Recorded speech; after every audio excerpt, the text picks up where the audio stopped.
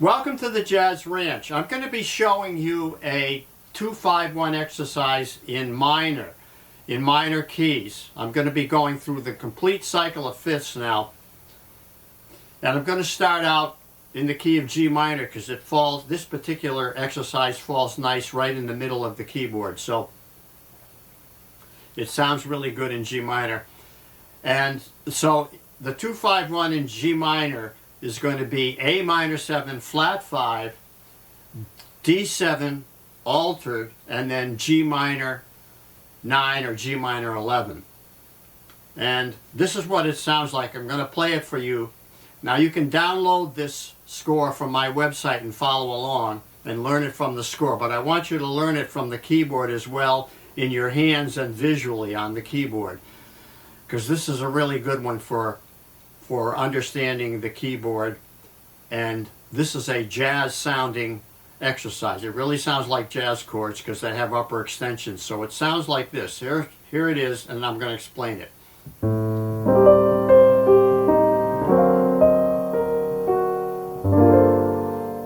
So there you have the 2-5-1. Now we started out in A minor 7, flat 5. Now here's the configuration. From the left hand, root, flat 7, right hand plays the flat 5, doubles the 7, and then plays the 11 on the top. So it's a minor 11, flat 5. It's really a jazz sounding chord. Now you can add a ninth there if you'd like to. You know, and you can also add the third in your right hand. So if you have a good spread, and I have a pretty good one in my left hand, but my right hand has bent fingers, so I can't really do that without arpeggiating. But you can arpeggiate these chords, doesn't matter. Whatever works for you. But like, you don't need to do that. You can just have it be as simple as that. Root 7, flat 5, double the 7, and 11 on the top. Play it like that. But if you want to add the additional notes, then add the third here. That's a minor third. And add the 9 there. And you have this bigger, you have a really big sound here.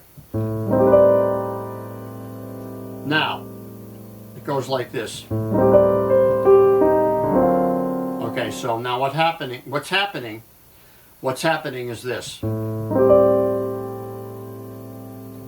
11 or 4, flat 3, flat 7, flat 5, sharp 9, flat 9, sharp 5, third, 11. That's what's going on in terms of explaining the intervals relating to those chords. So that's a good thing to understand. 11 or, 4, flat 3, flat 7, flat 5, sharp 9, flat 9, sharp 5, third, major third, 11. Okay, so now, here's the pattern. Here's how you figure this out and learn it easily. The right hand is going to go from the 11, down a whole step, down a fourth, down a major third. Then we're going to move up from that note, a minor third, to the sharp 9, and then do the same pattern that we just played. Down a whole step, down a 4, down a third, and then up to the minor 11. So that's the beauty of it. The pattern stays the same. Down a whole step, down a fourth, down a major third, then up a minor third. Then the pattern repeats. Down a whole step, down a fourth, down a major third. And that's the way you learn it, and that's the way you remember it, is by intervals and steps. Whole step down, down, okay, let's try again. Whole step down, down a fourth, down a major third, then up a minor third, and then whole step down a fourth, and then down a major third. If you learn that pattern, you can do this for every key. So it repeats now. Now we're right in position for the next one, because all we have to do is lower this note a half step to get the minor 7 flat 5 on the G minor chord.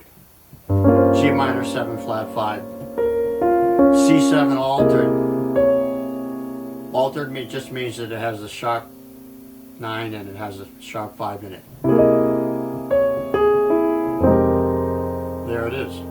Now just lower that note. Upper minor third, same pattern.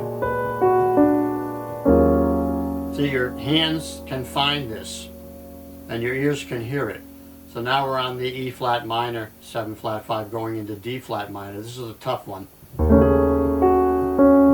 it works. You see? Now from there we can go up an octave or stay there. If we stay there, it's this. This is tough. We can go up here. Remember, that has to be lowered. Has to be lowered. Flat 5.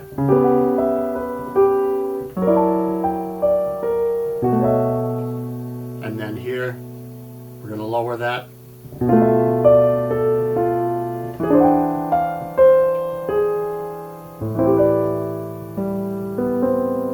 Okay, so there you have the first set, in which we went through a whole tone scale starting on G minor, key of G minor, F minor, E flat minor, D flat minor, B minor, and then back and then A minor. So we had that series. Now within each one of these you can elaborate on them, and that's the thing that is going to be most beneficial, I think, rather than just learning them and playing them as written.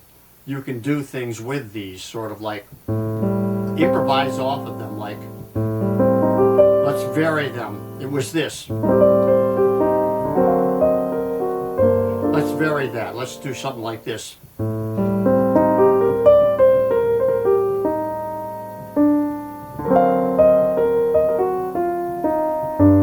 You see, I'm taking that idea now, I'm expanding it.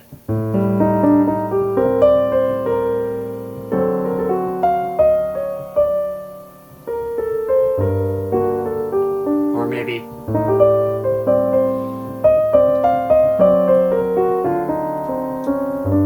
so I'm improvising off of that figure. Now, how do I know how to do that? Well, you have to know the scale. So let's look at the scale. So the first one, the A minor 7 flat 5, let's call that Locrian, because we know that's the 7th step of a major scale. So that's the 7th step of a B flat scale. So we'll play a B flat scale starting on A. See, that sounds right, doesn't it? So now I can play off of that scale. I can play notes using that scale.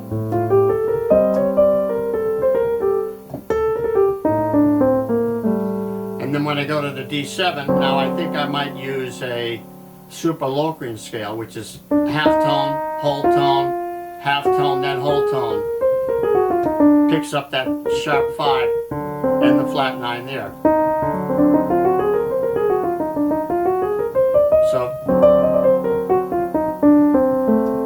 and then on the G minor, I'm going to use either a natural minor scale, which would be B flat scale, or a Dorian scale, which would be the F scale. So I'd have this scale or this scale. So now I'm going to work those.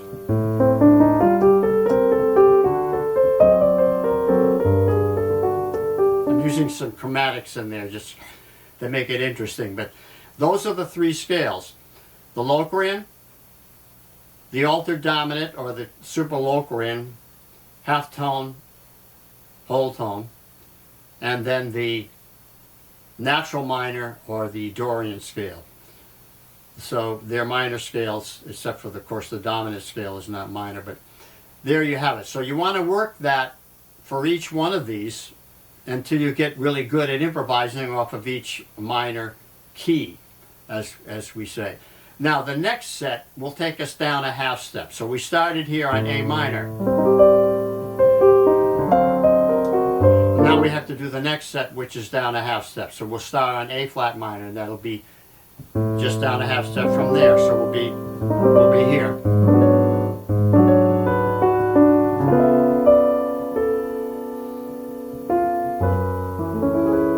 That's that one. That's going into F sharp minor. Then we'll just take that and go down the half step there. F sharp, half diminished, up to B, altered.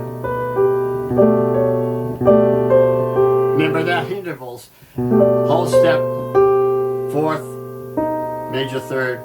If you get that, you'll remember it every time. Of course, you'll have to learn these individually because this won't come automatic. You're going to have to work each one.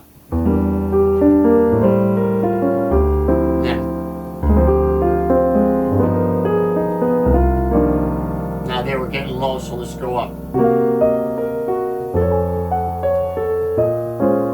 And then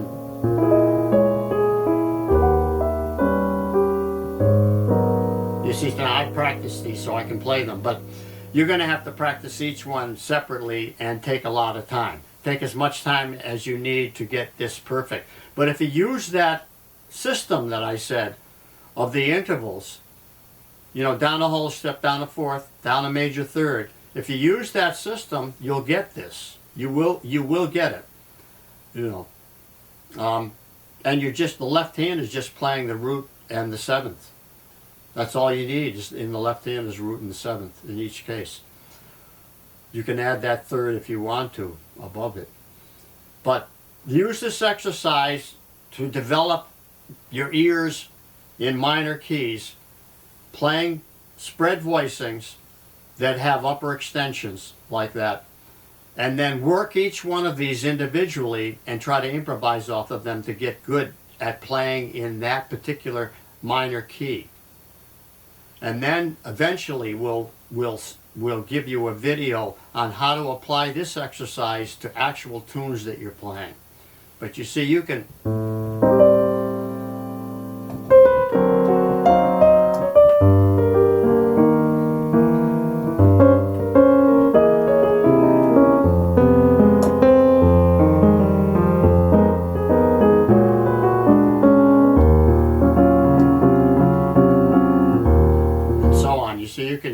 you know.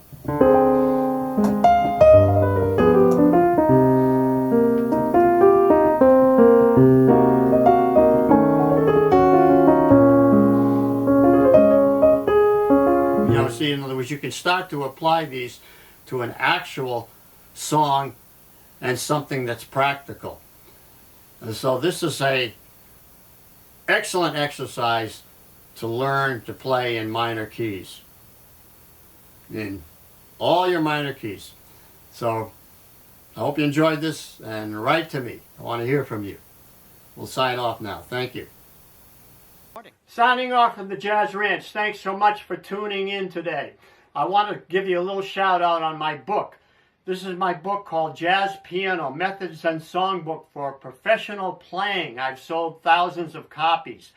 I have a special sale going on right now. If you buy my book, you'll get my 140-page appendix of exercises for free.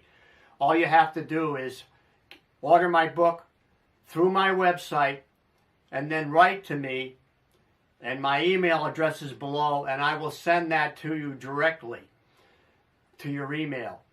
So please check out the videos I've made on both books so you can see everything that's inside them. Where can you go and see a complete inside of a book on a video? Only here at the Jazz Ranch. So thanks for tuning in today. Please give me a comment. I love to hear from you. I always answer all comments. You'll see that I do answer all comments if you give me enough time. And until next time, in the words of my great friend upstairs, Hermie Dressel, I'll say, swing loose. We'll see you next time around. Be cool. Bye-bye.